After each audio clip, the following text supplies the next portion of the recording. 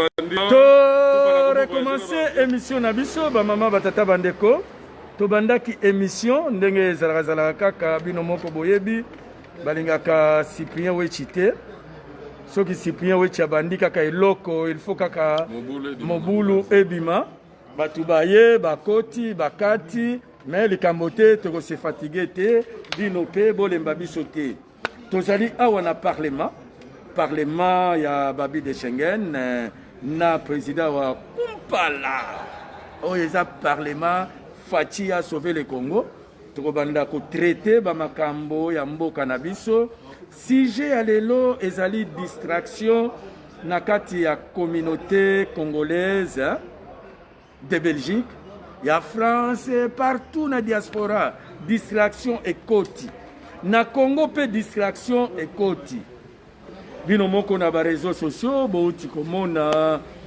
bagarre moko balakisi biso Christian Tshisekedi azalaka boxer bino moko boye komona ke eza Christian Tshisekedi te balakisi biso Roselyne Mbombo na voiture ya kafu mwana na biso oyo ya Bruxelles mwana na biso ya Franc Belge distraction na Congo biso tobandaki kokanisa ke IDPS nde akangi masolo babimi ebele lobi kuna lamuka bimi ebele kuna FCC et puis Nakamere plein finalement tozo comprendre te yango sujet ya lelo ekozala distraction nakati ya biso ba congolais yango avant de continuer to kopesa parole na président wa Kumpala président la biso yeyo pesa bango na mboti napesi bana mboka nyonso mbote oyo bazolanda biso na minute oyo oyo baza de partout na mboka nyonso to bazali baza kokutana nango topesi bango bambote nyonso to balanda biso mpona likambo ya distraction nde toyeli lelo awa mais problème eza te distraction wana ekosila ndenge président alobi et puis bon tozalaka biso moko te tozala na baparlementaire mpe nde bakobanda débat ndenge bozomona bango bavandi mpo ya kotraite likambo oyo balobi ya distraction. Papa Mbote kombo na yo nani d'abord? Mbote ngai Denzukiala. Likambo oyo ya distraction yo koloba nini?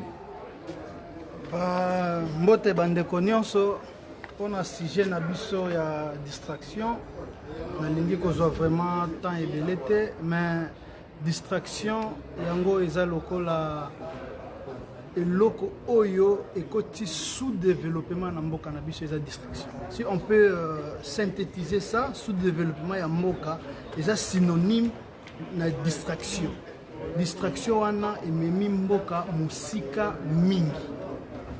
Soki totala na niveau ya politique batu bazolanda susu idéologie te comme eloko wana ezalaki après l'indépendance ou avant l'indépendance batu bakomi kolanda na bango batu. Donc mutu moko aza na mbongo na ye tika na landa ye pona zwa polo tika na landa ye pona zwa eloko kolia or que biloko wana nyonso yango kitisi vraiment mboka na biso na se.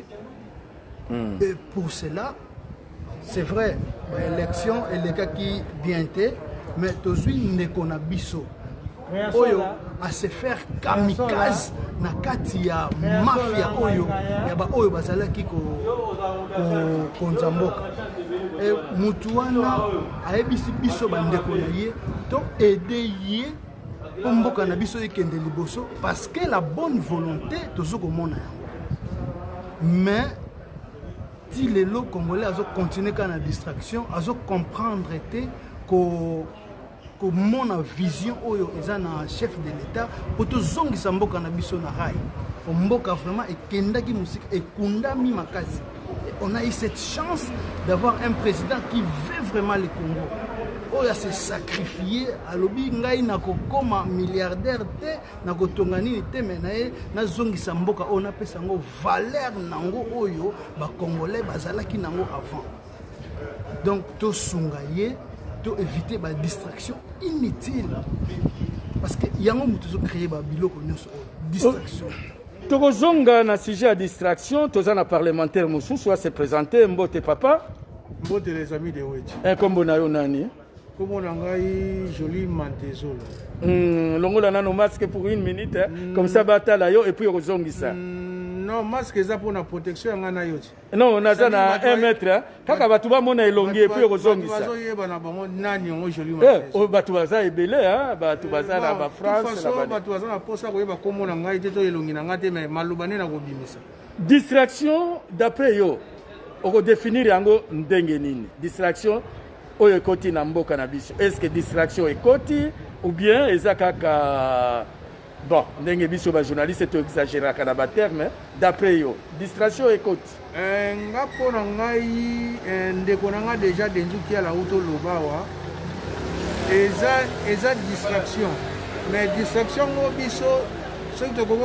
tokomolandela yango na basensi wana mpe tokoévolue te parce que distraction eyaka na basensi ebele lere moko bakomobenga yo okomi no taliban lere moko okomi na yo pangistan donc bato tu wana oyo bacreye babiloko wana yango wana nde distraction donc sujet eza nini sujet yali tozwi pour la première fois un Quinois a dirigé Congo pour la première fois un Quinois né à Kinshasa a dirigé Congo alors Quinois ngope aza Quinois moko te ke non ya wenzi soki ya nini to ya nini non aza Quinois moko aza intègre akoli na poto azomemela biso na Kisasa idéologie ndenge nini mboko ekotambola po lobi peuple se retrouver aza te na idée ayiba po aza pe na posa yango te parce que déjà akola déjà bien atambola na bamituka azala déjà mutu ya boyebi kombo na ye Kisekedi wa Mulumba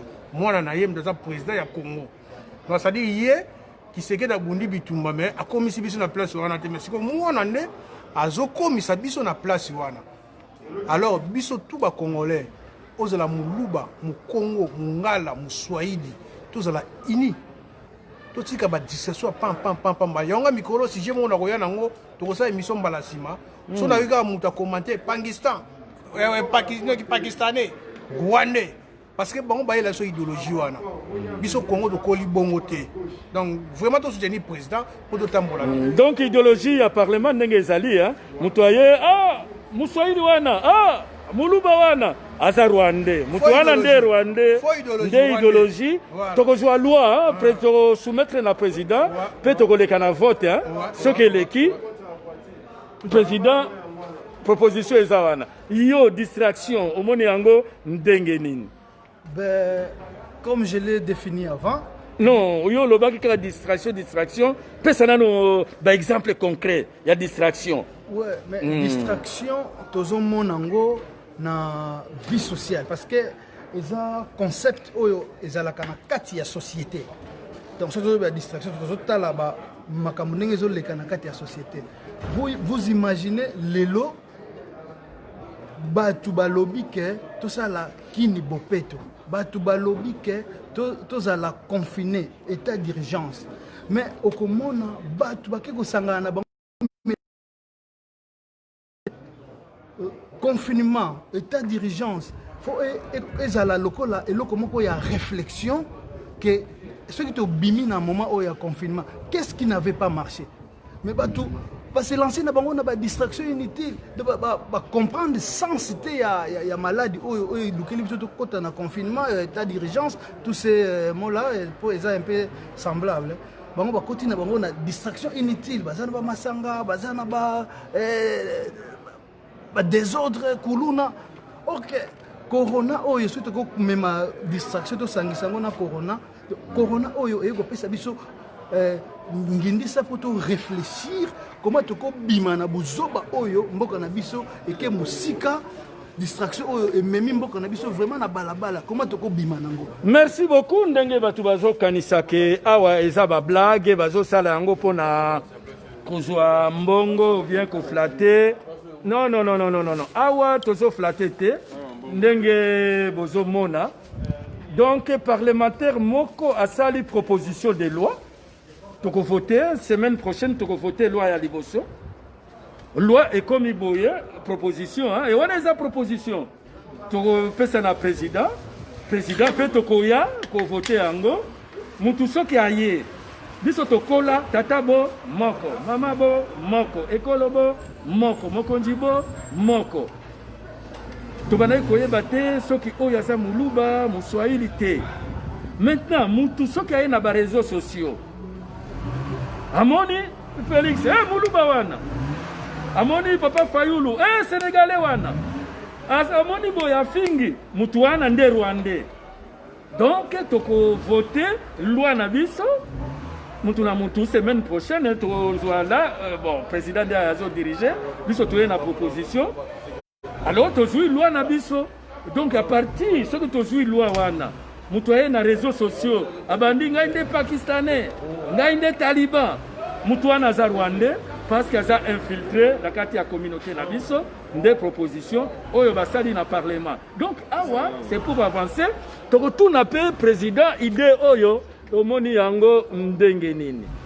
Bon omoni tout à l'heure ndenge konanga uti koloba likambo ya distraction omoni peuple congolais totika ba blague totika penda distraction et continue na peuple congolais makasi. Peuple congolais alingi ko évoluer te. Peuple congolais atikali statico ici comme congolais a évolué. Le président aza mwana mboka oyo aza ko diriger mboka na motema malamu nyonso. Peuple congolais vraiment na sengi na bino botika distraction.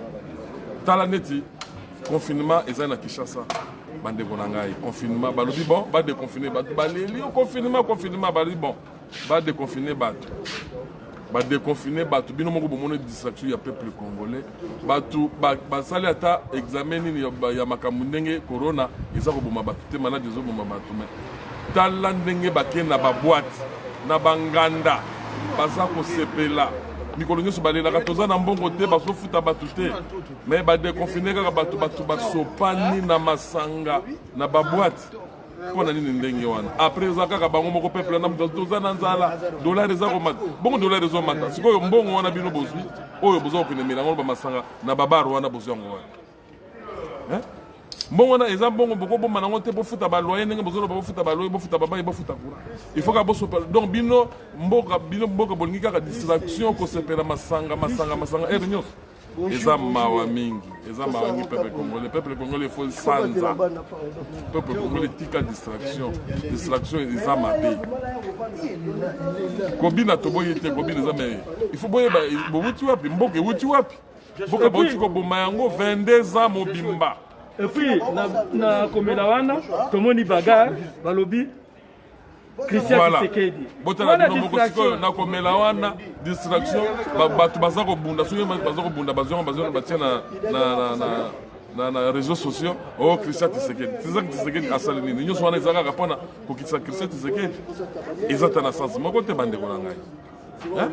Ezata na sens mongo de peuple congolais to fongola misu peuple congolais to tika ba rwandais bato oyo bazosalaka ba biloko wana toyebi bien eza ba rwandais mutu bazosalaka biloko wana peuple congolais kosala biloko wana te ya kosalaka ba bese ya lokuta ya pamba ezanga tini wana eza ba bese ezanga tini ezata na nzela te bozwi boyo ese Christian Tshisekedi akokende kobunda na balabala peuple congolais to fongola misu ba politicien to fongola mise ba politicien botika distraction to zongwa na nzela mboka est-ce que eza po ya YouTube parce que ce que c'est moi base a foutu moi 1 franc bana poto pona lokuta wana te mbo makambo ya ba franc eza nango na sens oza komona total mboka place ezali ndenge baninga ba mususu baza komona passe o baza komona baza na eloko te toza komona kuna par exemple bandeko Elise ndenge basala l'émission na ba handicapé tala ba handicapé na baza komona passe bino mutu bozo mwa mbongo wana boko ko aider pe bandicapé baninga ti boke bo pesa ta moi quelque chose et pas ndeko Elise pona a aider baninga mususu baza na passe wana bino ka komela masanga bafinga biso likolo ba masanga na bapa ya banguna bakotela biso likolo ka ya makama ba masanga tango bosala biloko ndenge wana bozopesa penda sinyo nini na banguna sinyo nini bopesa na banguna zokomona bon on a lingi opposé ba parlementaire bazoloba tokokufa na nzala mais directement tomoni bacongolais bake babare mbongo oyo et puis bare yango primus eza na 10 $. Bazodepense me mbongo yango bazwaka yango wapi? Toza na pasi biso awa na ba western tindela biso mbongo ou bien biso tokomi bapunda na bango ou bien ezalaka ndenge nini bande ba mama batata bande kozela nano to banda na parlementaire et puis tokende na ndeko na biso ya ru likambo wana omoni yango ndenge nini? likambo ya bacongolais vie sociale ya bacongolais mpona kodéfinir yango eza un peu complexe parce que bato mosusu bavivaka na vie moko boye ya quartier, mosusu aovivre na grand frère aza na poto, mosusu aovivre na cousin aza na poto, aotindele quelque chose. Donc pour nous que les Congolais c'est un sujet un peu complexe, c'est vraiment difficile à définir.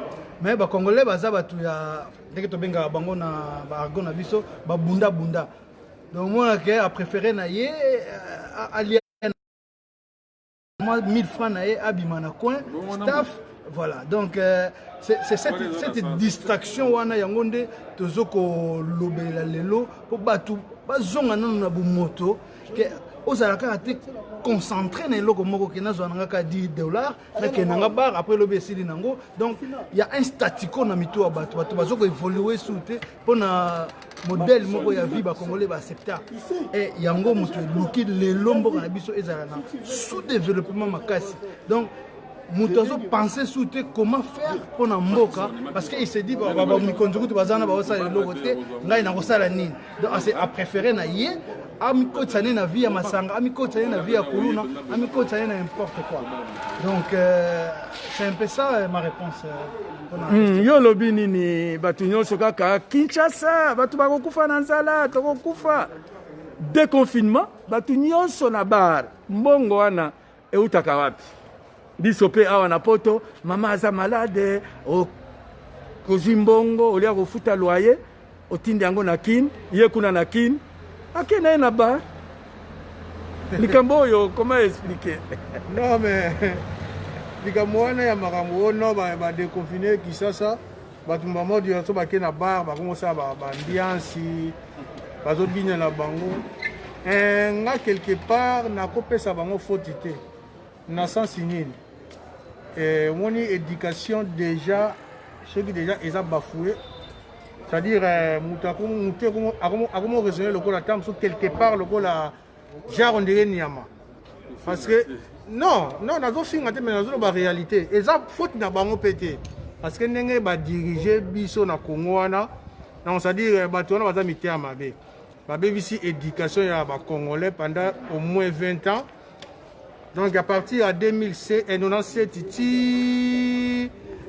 2020, bango nyonso mitu na bango éducation eza bafoué. Na sens nini? Na sens que moi na azana 12 ans, 13 ans, mais faut que lukako arrêter kana zandu pour na laisser papa na maman. Alors que ezana nous devoir na yete, eza devoir ya papa parce que azana nous mineur, azana droite ya okende ko luka ndunda tobi tekute kwa kolesa maman na papa. Eza droit ya papa na maman. Alors ba papa ba ko sala en soute parce que misala na Congo ezala raté ba papa ba koma lokola ba gizengi moko boye bana ne ba koma ko bokola bango. Alors mboka so ezotambola bongo, ça dit mboka eza déjà par terre. Donc mboka ezala ka par terre. Donc ça dire bazo sala ba feti bongo parce que eloko sala pe batwana bazana ngote. Bazana misala te, bazana eloko ya kosala te. Ceux qui ont coopéré dans Zandu, tout a na barité et l'autre monsieur aussi na vie naie exacté. Et pourtant on a non aza licencié, non aza D6 atanga mais aza na musalate, mais misalango tout le monde a mokolo wa pombo ba nommé quelque part. Oh nani boye ba nommé Karabango na bango. Et pourtant jeunesse au faut bazwa relève. Bazoteka na bango na bazana mais batangaki quand même mais bakomoteka na bazana parce que misalango ekoma pona mwana yaya alors mboka tambola ka bongo te donc biso sepeli lokola président quand même azwi mboka wana azongo par terre boni bokanisa te Congo ndenge azongo bongo ekobonga lelo Congo ekobonga lelo te botala ngo na mituna bino conscience nde ya biso bakongolais fo ezonga tokosala nini mpo na lobi jeunesse ezala malamu po jeunesse oyo asima boye deja eza bafoué me baoyo baobotama sikoyo ya lobi to lobi wana bango nde sikoyo biso fo tobunda mpo bazala bien yango tosali ide oyo ya parlement ya kopesa baide lokola proposition na yo ya loi eza retenu na ordre du jour ya parlement oyo ekoya mutu oyo afingi moninga rwandais e afingi ye muluba taliban pakistanais muswahili boye na boye donc mutu wana aza infiltré topesi ye kombo ya Voilà, Rwandais. Même si parce que ça idée na yo mais ça idée na ngai parce que na mono de moi distraction moko boye comme côté na bata moko boye makambo de zagi na ngote.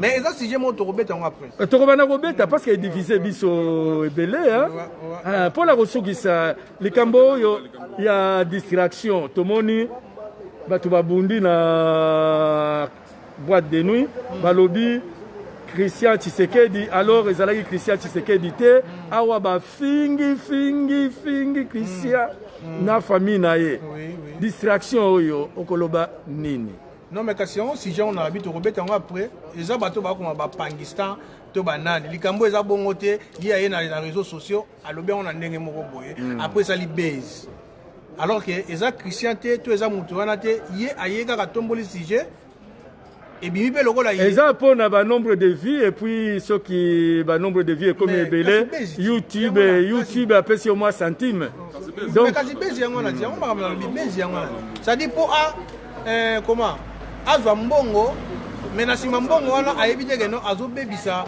ba génération tellement belé la mbongo wana akotonga même étage te voilà c'est ça akotonga ni étage ata tonga étage yango ya kokufa yako tikala nango ti mais éducation ni ya kotikela ba oyo ba descendant na ye atikela bango éducation donc sujet à la prochain parlement ekozala base wana ozo détruire ba génération na ba génération après ce sujet on a quand tu malobate on appelle ça un sujet yango na lobelango venanga Makison yem d'après ça un sujet abi petit nanga soki ologi pas les amis de Weti vraiment lobelanga sujet wana po na mono ndire disation comme kota na Congo to donc yango na lobeli sujet wana po vraiment bala simato to tombole pe sujet bon awa ezali parlement na biso ya kokumisa président yo oza na parole okoya koclôturer tozo tuna ba parlementaire eza place ya distraction ndenge tolobi eza parlement Félix a sauvé le Congo ezali koluka mbongo te toye koluka mbongo te toye koluka poste te eza place ya baboule mutu na mutu aye na boule na ye tolobi neti boule ya babese il faut kolukela yango décision et puis à chaque fois tokobanda kozwa baarticle article 1 elobi boye tokomi article 2 et ça parlement bon côté neti la fois prochaine tokovoter loi oya mutu soki afingi papa Fayulu aza sénégalais yende rwandais tout à fait mutu afingi président Félix ke aza rwandais azoteka mboka yende rwandais mutu afingi wechi rwandais yende rwandais